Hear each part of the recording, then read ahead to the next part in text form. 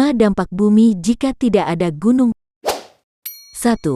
Sering terjadi gempa bumi yang dahsyat. Kulit bumi tersusun atas lempeng yang terus bergerak dan saling bertumbukan hingga membentuk lipatan-lipatan yang mencuat ke atas permukaan bumi membentuk gunung-gunung. Apabila pergerakan lempeng bumi tersebut tidak membentuk lipatan-lipatan gunung, maka pergeseran lempeng bumi yang terjadi akan semakin cepat dan saling menimbulkan tabrakan hebat. Alhasil gempa bumi yang besar akan sering terjadi. 2. Temperatur bumi akan terus meningkat hingga meledak. Inti bumi memiliki suhu yang sangat panas layaknya bola api. Inti bumi juga secara rutin mengeluarkan gas panas untuk menjaga suhu bumi tetap stabil. Gas panas yang dihasilkan oleh inti bumi tersebut dikeluarkan melalui gunung berapi yang masih aktif. Suhu di dalam bumi akan terus meningkat hingga menyebabkan tekanan yang besar dan membuat bumi kita meledak dan hancur. 3.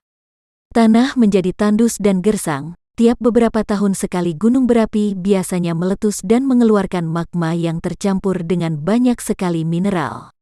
Setelah dibiarkan selama beberapa waktu, magma tersebut akan mendingin dan bertransformasi menjadi unsur-unsur penting yang dibutuhkan oleh tanah.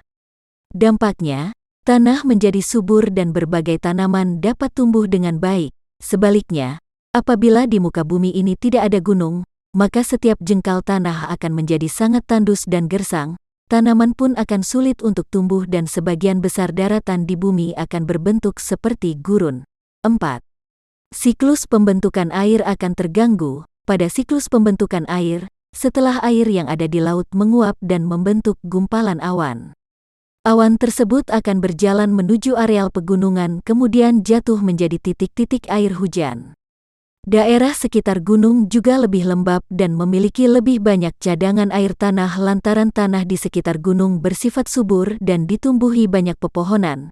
Karena kawasan gunung memiliki gravitasi yang lebih kecil, air pun akhirnya mengalir dari gunung menuju sungai hingga berakhir di lautan.